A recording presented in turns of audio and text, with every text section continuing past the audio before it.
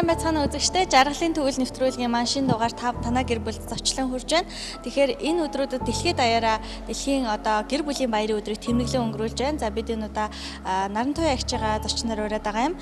Манай Нарантуй агч бол гэр бүл өөлөөхийн оюуныг бадраах төвийн тэргүүн, за гэр бүл судлаач ийм хүн гэдгээр манай үзэгчид маань хичнээн танина. Тэгэхээр танд бас энэ өдрийн баярын мэндийг хүргэе. Баярлалаа. Чамд бас баярын мэнд хүргэе. Тэгэхээр гэр бүлийн дэлхийн гэр бүлийн өдрийг тэмдэглэж байна. Энэ өдрийн ач холбогдлыг та ер нь юу гэж үнэлж байна? Бас энэ өдрүүдэд Монгол улсаас бас энэ жилийг гэр бүлийн хөгжлийг дэмжих жил болгон зарласан байгаа шүү дээ. Тэгэхээр энэтэй уялдуулаад ер нь гэр бүлийг дэмжих өдөр маань ер нь ямар утга учиртай юм? Яаж тэмдэглэх ёстой юм, тийм ээ? Зүгээр нэг баяр төдийхнэр тэмдэглээд өнгөрүүлэх биш, гэр бүл маань харилцаагаа сайжруулах тал дээр бас ямар ахиц гарах ёстой ийм өдөр юм бол. За тэгэхээр 2004 онд Монгол Улсын засгийн газраас гэр бүлийн хөгжлийг дэмжих жил болгож бас 10 жилийн өмнө зарлаж байсан.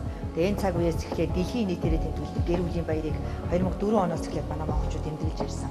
10 дахь жилдээ тэмдэглэжээ. Сүүлийн 3 жил бол өнөөдөр яг тохиож байгаа гэр бүлийн баярын өдөр үндсэндээ 14-ний өдөр авьяаслаг гэр бүлийн улсын уралдаан гэдэг ийм уралдаан зарлаж ухнааваа 3 дахь жилдээ хийж байгаа. 2 дахь жилдээ бол оролцож байгаа гэр бүл судлаачны тусгай байрын шагналыг хадгалах чиглэлээр оролцож байгаа. Тэгэхээр гэр бүлүүд хосууд зөвхөн найр хоол идэх цэнгэх маягаар энэ баярыг тэмдэглээд зогсохгүй тэгж болно. Гэхдээ өөрсдийнхээ амьдралын өнгөрсөн цаг үеийн алдаатай зөрчилтэй бүх асуудлуудаа цэгцэлж дуусгасан. Ирээдүйн рүү харсан, олж авсан, уялдаж холбогдсон хосуудын харилцаа илүү өндөр түвшинд гараасаа гэж жилийн жилд бидний харилцаа өндөр түвшинд гарлаа. Энэ илүү ойлголцол төрлөө, итгэлцэлд хүрлээ, илүү урам зоригтой боллоо, илүү хань бие биелүүгээ гэр бүл тэмүүлдэг боллоо гэсэн дээр энэ баяр утга учир тэмдэглэгдэх баг, тийм ээ. Тэгэхээр баяр ёслолын үеэр мэдээж гэр бүлийн баяр гэхгүй жилдээ нэг удаа зөвхөн гэр бүлийнхаа боловсрал, харилцаа, өвөг дээдс өнгөрсөн ирээдүйн 3 үеийнхаа залгамж холбоон дээр дурсаж сайн сайхан хүүхдүүдийг ярьж өөр хүүхдтэй ачинцэр зээнцэр нартай энэ талаар өндөр настай аав ээж өвөө эмээ ярьдаг байвал энэ утгаараа хэрэгжих байхаа гэж энэ баярыг монголчууд маань ер нь эрт дээр цагаас эхлээд яг энэ гэр бүлийн хүмүүжил талаасаа гэр бүлийн харилцаагаа баттгах тал дээр ер нь яг ингэж голчилж ярьдгүй байсан ч гэсэн цаанаа их утга агуулгатай олон зан үйлийг хийдэг байсан юм шиг санагдаж байна л та. Тэгээд энэ тал дээр ер нь ямар уламжлал байдгийг манай тархаа бодлохоо өрөөнд ороод хаалгаа авах гэдэг орчин цагийн суурин иргэншлийн амьдрал байгаа, тийм ээ. Гэтэл нэг гэр дотор өвөг дээдс, аав ээж, үр хүүхдүүд, ач зээнэр 3 4 үеэрээ нэг дор бие бинийгээ ямар чөлөө цагаа ямар зүйл зориулж байна. Хобби, сонирхол, илүү таашаалтай хийдэг зүйлийг харж үлгэрлэж ингэж суралцах боломж. Амьдралаас суралцах, амьдрах арга ухаанаас суралцах, амьдралаас таашаал авах. Миний аав, миний өвөө ямар таашаалтай байж болох нь байна. Энэ надад таалагдах нь гэдэг тал дээр 1 2 3 хэдэн жилээр үтсээр байгаа, тийм ээ. Таалагдгүй зүйлээ хүртэл би энэ хүний үр хүүхэд учраас би яагаад энийг таалж болохгүй гэж хүртэл өвлөгдөж орж байгаа. Удмын гений төвшөнд өвлөгдөж орж байгаа. Ийм сайхан боломж нөхцөл нэгдсэн ажиллагааг бас таслахгүй хийж байгаа явдал үнэхээр талархалтай. Гэр бүлийн хөгжлийг дэмжих жилгээд зарласан энэ хүрээнд ямар ажлууд хийгдэж байна? Ер нь яг энэ ажлын хүрээнд ямар ажил өгүүлэгдэж байгаа юм шиг санагдаж байна? Ер нь гэр бүлийн харилцааг дэмжихэд төр засгийн зүгээс ч гэдэг юм уу те? Жилийн жилд өвөл хавар намар зам 4 үйлрэлд сар бүр өдөр бүр цаг минут бүр гэр бүл аз жаргалтай байхын төлөө тэмцэж байгаа. Тэгэхээр энэ хүн болгон аз жаргалт хүрэхийн тулд зарим нэг нь жаргалдаа ташуурч байгаа. Зарим нэг нь зовлондоо сөхөрч гундаж байгаа.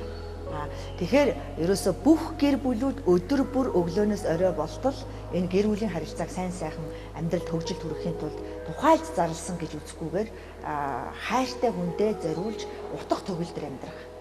Үүний тулд уншиж судалж эргэн тойрноо ажиглах.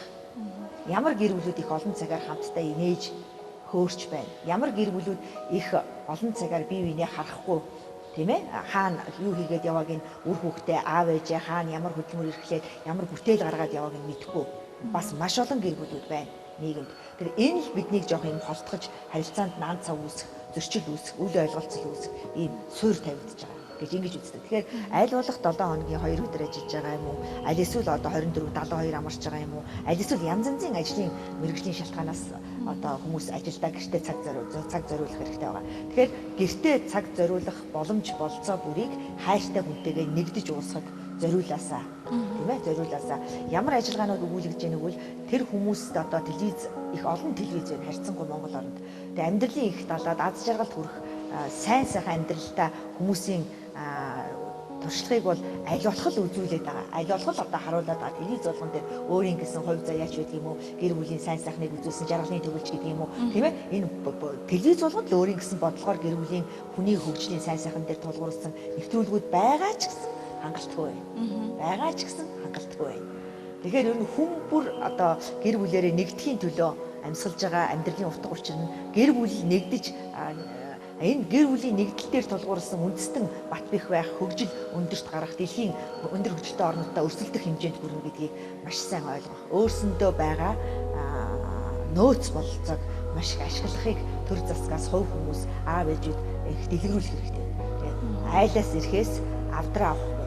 Тэгэхээр мэдээж Монголын өв соёл, уламжлал, тийм ээ, гайхамшигтай бүхэн Монгол гэр бүл дотор нуугдж байгаа.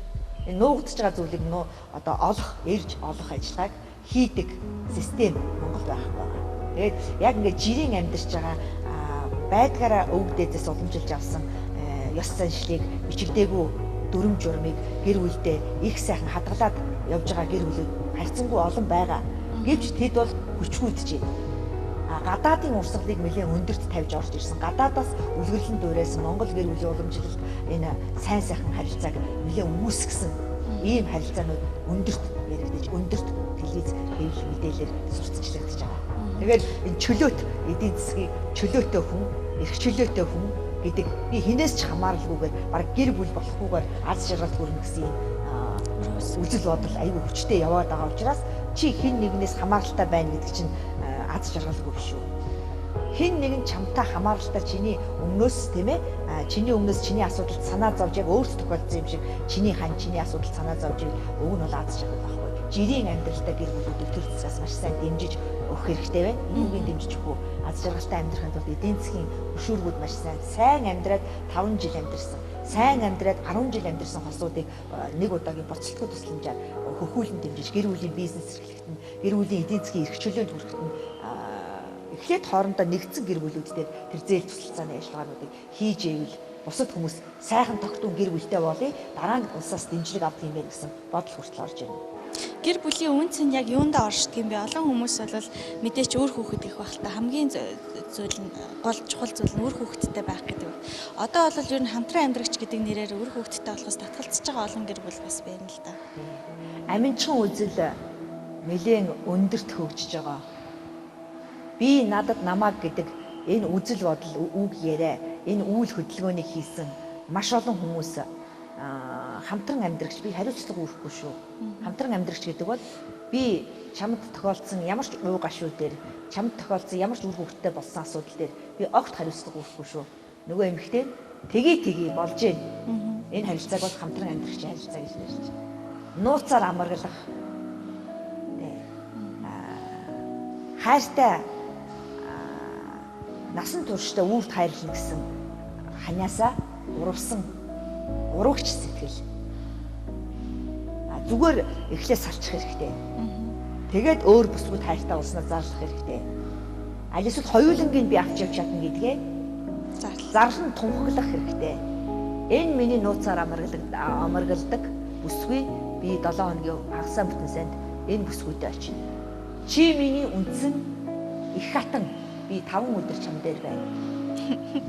Хэцүү юм. Хэцүү бол энэ буруу л гэсэн үг.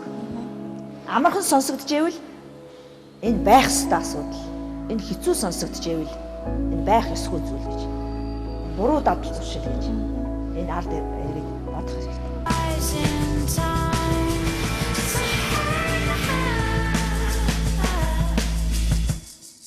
Монгол уламжлалт гэр бүлийн зан үйлийн харилцаа тий уламжлагдаж ирсэн энэ харилцаанаас бид юуг авч үлдэх ёстой өөр хаач үйдээ. Ер нь Монгол гэр бүлийн онцлог нь юунд байдаг юм бол?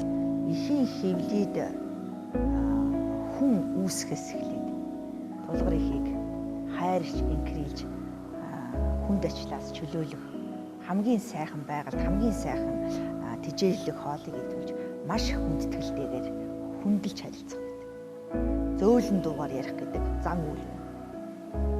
Нэгдүгээр.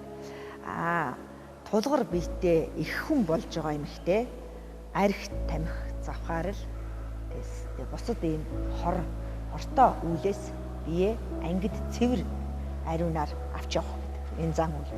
Энэ хэрэгтэй юу? Авч үлдэх хэрэгтэй юу? Хэрэгтэй. За хүүхэд төрөхөд нэг настаа хүртэлх няра ээжийг хүүхдийг тийм ээ 100% эхээс хамааралтай байх үед нь Монгол зан үйлд бусад хүнд найдахгүйгээр их хүн үр хүн хөхөөр яаж хооллох вэ? Яаж 100% насан туршийн дархлааг өгөх вэ?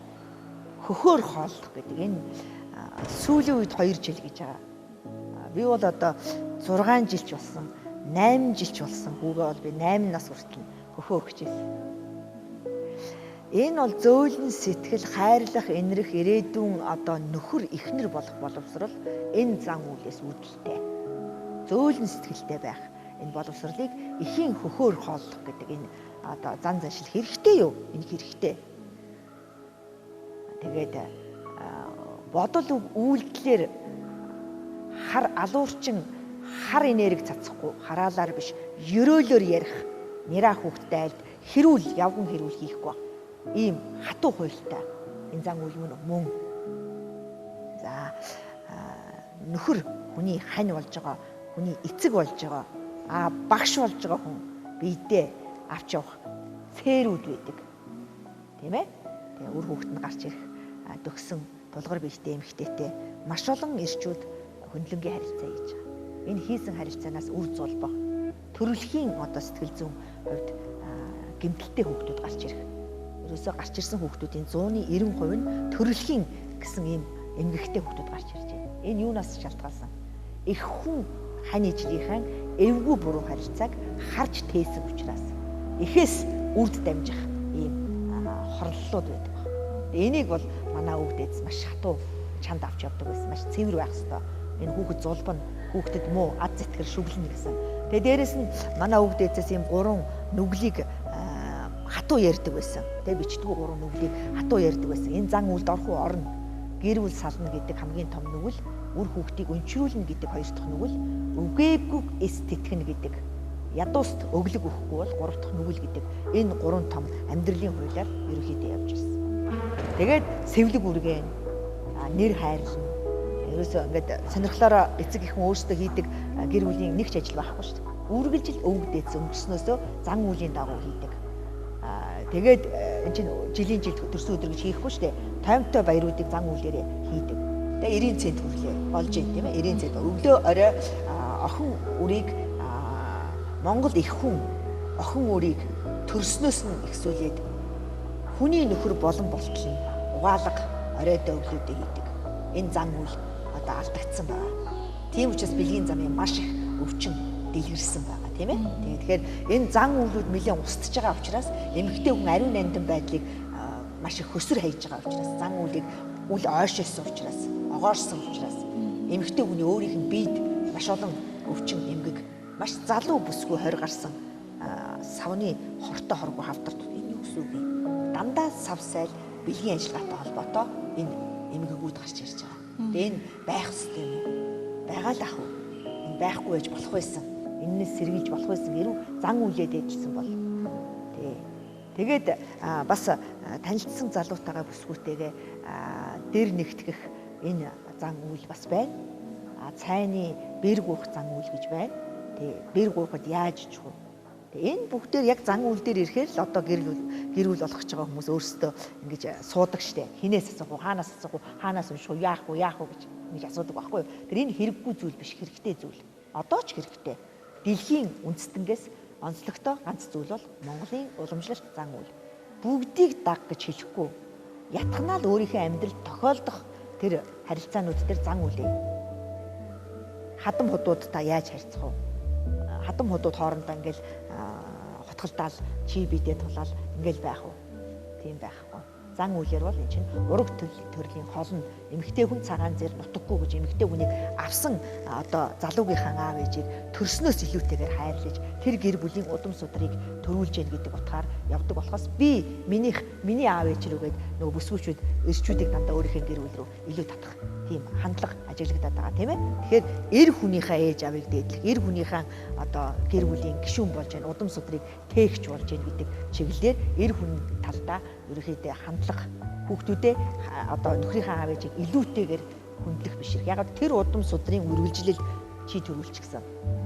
Одоо бол 3 охинтой хүн алцахгүй гэж 3 охин бол зөвхөн өөрийнхөө ээж рүү хандлага тавих нь л дээ, халамж тавих нь л дээ. Тийм учраас одоо би ч гэсэн 3 охинтой хүн, би ч бас ингээд дотроо баярлаад байгаа байхгүй юу? Би 3 охин төрүүлсэн юм чи би ч аз жаргал хатан хааны байр суурь сувхны одоохон гэж ингэж баярлаад байгаа байхгүй юу? Тэгэхээр их мухайгаас тэр охин бол тэр суусан хань ижлийнхаа аав ээж рүү ингэж илүү хандлага, харилцаа, халамж анхаарал тавих хэрэгтэй. Энэ бол Монгол зан үйл мөн. Тэгээд хөдөөлүүлэх, мөх босыг үзэх, бурхан болох тийм ээ. Энэ газар авах, яаж оршуулгын зан үйл бас мөн. Тийм мөн. Энэ маш олон зан үйл ёстой зүйл. Энэ зан үйлүүдийн нэг бас их хүн үрдээ бүүвэн дуу аялах гэсэн юм айгүй чухал зан үйл байдаг шүү дээ.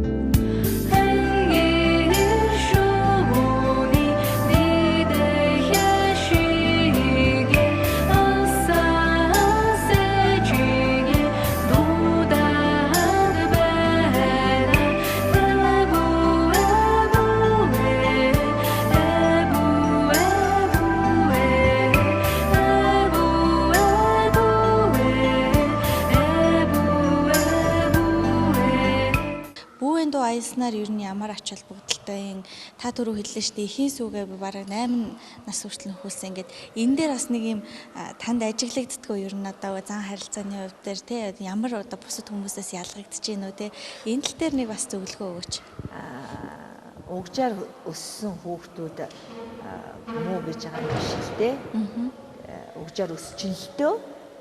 Тэгтэл сэтгэл нь хөхөр эхийн хөхийг одоо ангир уургийг амлаж эхийн хөхөөр 2 жил тасралтгүй тэр чинь өөрөө зам болохоор өтгөрнө.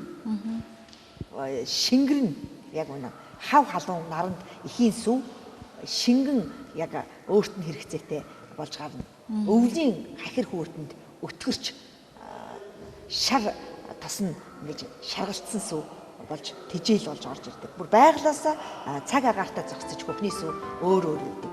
Тийм өөр. Түүний дараа эхийн дуу хоолой битэл эхийн гიშгэ хөдөлгөөн эхийн үнэрийг хөвгөд. Няра 1 сартаа өгөхөд эхийнхээ үнэр эхийнхээ гიშгээг бусад хүний гიშгэнээс онцлоод ялгцсан байдаг. Орчлонгийн зулай дээр туйхан хөлөөн шигээд одтой тэнгэрийн дор мэлми юуганэгээд Өрлөгийн харийн бишээ төсөөж хөлгийн дугаах би сонсон юм гинлээ хичнээн өдөр халуун элгэндээ төвөрсөн юм бол хичнээн шүн унтах нараа умарцсан юм бол доо Өнийг баригээр юу хослосаар гоцрхийн бидэртэйсэн билээ Энэ одоо сэтгэлээс гарч байгаа уянгийн бүүвэн дуу гэдэг бол хорвоо ертөнцийн хэмнэл, хорвоо ертөнцийн хүний утга учир. Түүнийг л бид энэ дуу хоолоогоор үрдээ илэрхийлж байгаа. Тэгээ нэраа хүүхд чинь үг ярихыг заримдаа ойлгон, заримдаа ойлгохгүй хариу хэлж чадахгүй шүү дээ. Тийм учраас их сайхан ээж нь стресс бохимдлгүй тайван байна. Чи битий үнэгчлэн тийм ээ 50 байна чи битий ээж нь үргэлж чамтай хамт байна гэж ингэж өөрийнхөө байна гэдгийг илтгэж ингэж бүүвэлж яддаг байхгүй. Зүгээр бүүвэ хурай тийм ээ. Тэгээ үргэлж үрд их нь хажууд чинь шүү. Чи үргэлж хажуудаа түшиг нөмөр нөөлөгтэй шүү. Чи эрхтэй хүн шүү. Чи эцэгтэй хүн шүү. Чи орон гэртэй хүн шүү. Гэсэн ийм сэтгэл зүг бүр няра балчраас нь хүүхдэд төрүүлж байгаа. Тийм сэтгэл зүйн орон зай гэж ингэж бүүвэн дуу үзэж байгаа. Них хүчтэй дуу. Одоо баруунд бол яхавтай ухаарчихсан, гэгэрчсэн ийм гайхалтай бүсгүүчүүд бол симфони агуу. Сонгодог симфони гүн гүнзгий тийм боловсролын суурь байдаг байхгүй юу? Тэр хүн зүгээр симфони зохиочихгүй. Бүүвэн дуу бас хүн зүгээр бүүвэлчихгүй. Тэр хинч зааж өгөөгүй байтал нь өөрөө тэр их магадгүй өөрөө няра байхад ээжийнхээ эмээгийнхээ дуулж өгсөн тэр аялгауг сэтгэлийн аялгау энэ өөр хүүхдэд дамжуулж бас би ийм сайхан жаргалыг мэдэрчээсэн. Чи бас ийм сайхан жаргалыг мэдэр. Миний үр унттай амарда тий энэ их одоо давлгаатай их далаан шуурхтай энэ их одоо далаа амьдралын их далаа руу төд мэдлгүй орно шүү. Үүнд л чи бэлтгэх хэрэгтэй. Үүнд л чи одоо төвчээр гэдэг зүйлийг авах хэрэгтэй гэдэг дээр энэ бүүвэн дуу маш их сайхан төрлөг болж. Амтнаас ялгагдах цорын ганц сэтгэлийн уян гэх шиг бол бүүвэн дуу мөн. хатан сархатан эжинэ ханга хууде буэсэн ханда жамцабордэ эжинэ халхин богоди буэсэн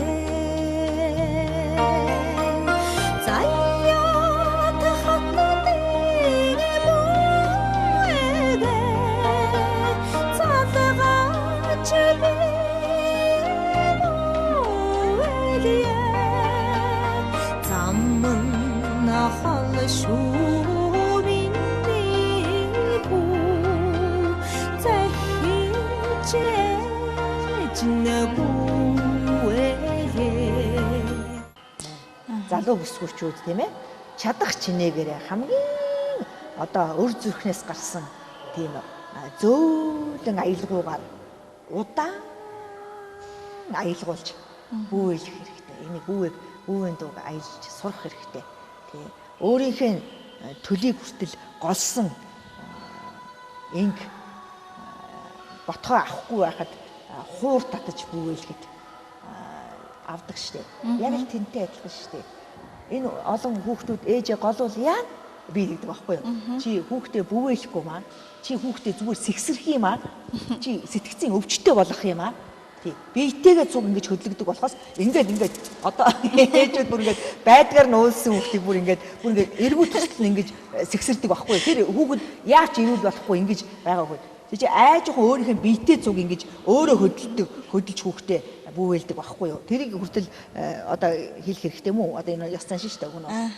Уг нь бол ёс заншин. ангэршүүний дэдэхэшигэ 알사하세지게 또다하되나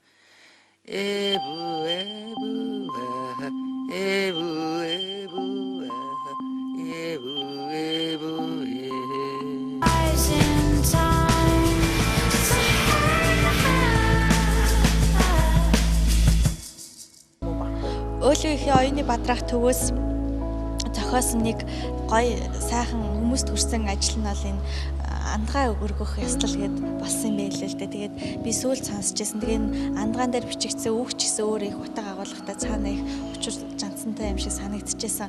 Тэгээ энэ андгаа өргөх гэдэг тал дээр ер нь хосууд анх гэр бүл болохынхаа өмнө бие биедээ их дотроо их амлалт өгдөг, бие биенийгаа их романтик маягаар их болцоонд өрдөг ч юм уу те.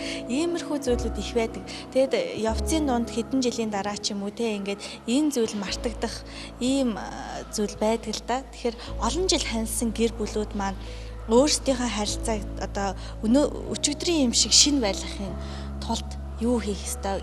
Ямар үйлдэл хийхэд хайрын сэтгэл дөөл ассан, бадамлан ассан, ямар амлалтуудыг зоргоор, ямар амлалтуудыг бүсгүйнхээ өмнө авч ийсэн, сэтгэлийн 100% авсан, ханилах шийдвэрийг гаргуулсан. Тэгээд хэдэн жилийн дараа мартах биш. Хэдэн цагийн дараа мартчихад.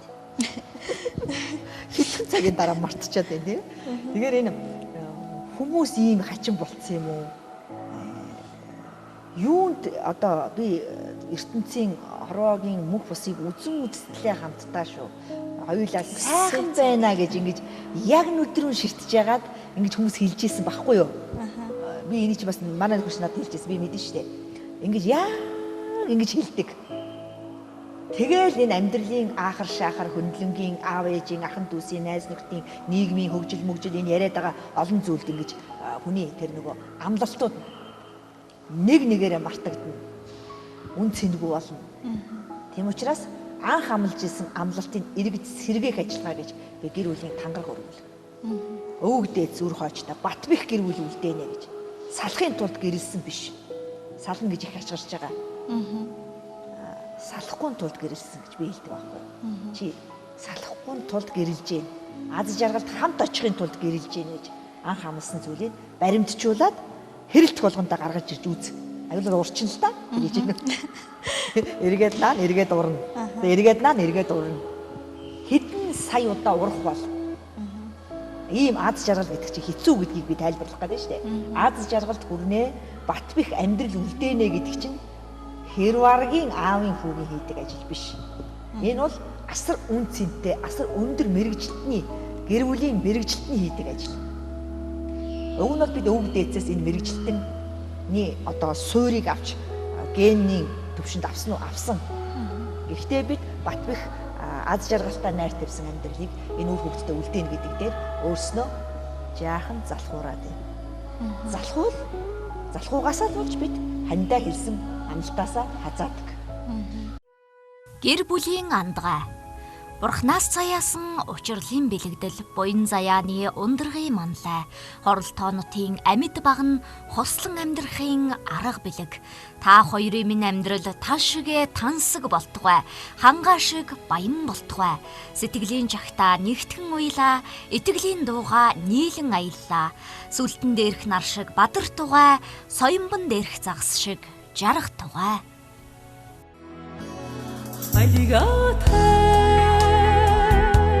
살가태 우두루딕 한인다 더쓴다 호요다 하루 저르사리흐나스 아드훈치 야다다 니기니게 Андгаан дээр гардаг үгийн утгыг та нэг тайлбарлаач. Ер нь гэр бүл болж байгаа хосууд ер нь анханасаа гэрлэхийнхаа өмнө ямар сэтгэл зүйн байдлаар ямар зүйлээр бэлтгэгдсэн байх хэвээр. Энэ Бурханаас заяагдсан учирлын бэлэгдэл. Учрах ёстой хүмүүс л учирдаг. Бурханаас заяагдсан учирлын бэлэгдэл. Буян заяа мөнгөтэй байхыг хүсэн шүү дээ. Тэгэхээр буян заяаны ундрагын манлаа. Ундраг гэдэг чинь эхлэл шүү дээ. Одоо цаашаа баялгийн эзэн болох уу болохгүй юу гэдгийг шийдэх гэдэг шүү дээ. Хорол тоон амьд баг нь хоёр баг нь байдаг шүү дээ. Эр эм эхнэр нөхөр хорол тоонтын амьд баг нь тэгээ хосолж амьдрахын нэг баг нь нурах юм бол гэр нурна. Нэг шуурга болоход тоон нурах юм бол бүслүүр нурж унаа. Хорол тоонтын амьд баг нь хосолж амьдрахын арга бэлэг. Тэгээд эхнэр нөхөр хоёр хэлдэг байхгүй. Чи бид хоёрын амьдрал тал шигэ тансаг, хангаа шигэ баян байна. Яг бол тал, хангаа, говь бүх энэ байгалийн үзэгдэлд нутаг усны хүмүүсийн зан характер, гэр бүлийн зөрчил нь ондоо. Хамгийн онцлог нь тал шигэ тансаг, хангаа шигэ баян бай. Сэтгэлийн чагтаг гэж байдаг. Сэтгэлийн чагтгийг нэгтгэж уях гэж байдаг. Итгэл бие биендээ дахин итгэл төр итгэлийг тийм ээ зүгээрээ болно амжаагүй бол аз жаргал төрнө мөнгө олно хүүхэд эндчил одоо хүүхэдтэй болно сэтгэлийн чагтгийг нэгтгэж уй итгэлийн дууг нийлж аял тэгээ нэг нь итгээд идэг нөгөө нь итгэхгүй бол яаж урагшаа явах вэ сайхан хүүхдээ соёмбон дээрх нар шигэ бадар соёмбон дээр нар байгаа. Бидний дээр тэнгэрт нар байгаа. Нар үргэлж мандан бадардаг. Тий, үргэлж л өглөө бүр мандан бадардаг. Ямар ч дайн болсон нар мандан бадрах нь ойлгомжтой. Ямар ч үхэл хагацл болсон нар нөөхөл сайхан илч дулаан өөх нь ойлгомжтой. Тий. Соёмбон доторх загас шигэ жарга. Нарнаас илч энерги авдаг. Загас шиг загас наадуулах гэж шууд утгаараа тийм ээ. Мэдээж ийм загас наадуул энэ хамгийн аз жаргалын ажиллагаа. хүний хийдэг бүх ажиллагааны хамгийн өндөрлөгт загас наадуулах. Удлааг бол бүх хүнээс асуу. Загас наадуулахдаа дургүй хүн байна уу гэж ингэж асуу. Бүх хүн дуртай. Энийг бити муухагаар энэ би дургүй загас наадуулах гэж би хүн лав байхгүй байх гэж би бодчих. Загас наадсан учраас бид гарсан учраас хүн биеийг олж авсан учраас үргэлжил насан туршдаа насан үрсний дараа цорын ганц хайртай залуу хайртай бүсгүйтэйгээ загас наадуулахыг хүсэн шүү дээ. Энэ чинь гэр бүлийн суурь аз жаргалын хамгийн аз жаргалын сайхан харилцаа мөн. Энийг их л муухагаар яриад байх юм мэд хүмүүс айгүй муухагаар л яриад. Би бол энэ яагаад энийг муухагаар яриад байгааг би ерөөсөй ойлгохгүй байна. Энэ гоё ажиллагааг яагаад муухай гэж яриад байдаг. Нийтийн дунд яагаад ярьж өгдөггүй энэ чинь гоё. Харин чи хүүхэд бол хүүхчүүгээ насанд хүрээд хүнтэй амьдраад хүүхэд олох хүсэлтэй болсон үедээ энэ харилцааг хийж ихэл охин биеийг нөхөр түшээ гэж яагаад хүмүүс үр хүүхдэд хэлж өгөхгүй байгаа юм. Их олонтой унд хийнэ. Одооны залуу ээж үү. Их олонтой унтчээ тэгжитлэн тэгээд сэсэл санаа нь ханаад ингээд одоо өөр бүр сонирхолгүй болоод ингээд мал болоод ингээд адгуус болоод ингээд дөжирөөд ингээд хүнтэй унтах сонирхолгүй болсон үед одоо гэр бүл болгоно. Ийм юм одоо ярьж сурталчилж болохгүй шүү дээ. Болохгүй шүү дээ. Цорын ганц ариун найранд нь зөвхөн түүнтэйгээ гэж бүх дуу яруу найраг та нар уншаарай. Бүх яруу найрагт зөвхөн цорын ганц хүслэнд түүнийгээ ингээд бүр амин тасрах нэ. Ингэж хүмүүс битсэн байлээ. Би яруу найраг бичдэг. Тэр хүмүүс тэгж битсэн байлээ. Тэр энэ үний юм бэ гэж хүмүүсийн битсэн юм дээр би ярьж байгаа байхгүй юу одоо. За баярлалаа. Ингээд жаргалын төвөл нэвтрүүлгийн маань энэ удаагийн дугаар өндөрлөж байна. Нараа эгч маань бас дэлхийн гэр бүлийн баярын өдрөөр тохиож байгаатай холбоотой манай залуу хосуудад за залуу гэлтгүй ер нь одоо олон жил харилцсан ч гэсэн өнөөдөр шинээрээ байгаа юм шиг хайр дурлалаа бат бих авч явж байгаа үр хүүхдтэй үнэн ч ариун энэ гэр бүлийг цогцлоож өгсөн тэр хүмүүст хандаж бас хэлэх үг байгаагах өрөөж өгнө үү гэж хүсье. Их олон үг байгаа. Хорол тооноо хазаалгалгүй түшиж явах хос зандан багнууд билээ өргөжин хөгжиж байгаа Монгол орны бүрэн эрхт гэр бүлүүд та нар билээ. Аавын хүү ээжийн охин амьдралаа холбож аав ээжийн гал голомтоос гал таслан бадрааж үр удмаа өсгөж төрдөө түшиг нэмдэг ямтай. Энэ учирлаар нэгэнт хувь заяагаа холбосон хосууд тулган дасаасан галыг үрд бадамлуулан асахын үлзий дэмбэрэлтэй ирүүлийг өөд нь өргөн дэвшүүлье. Хураа. Хураа, хураа.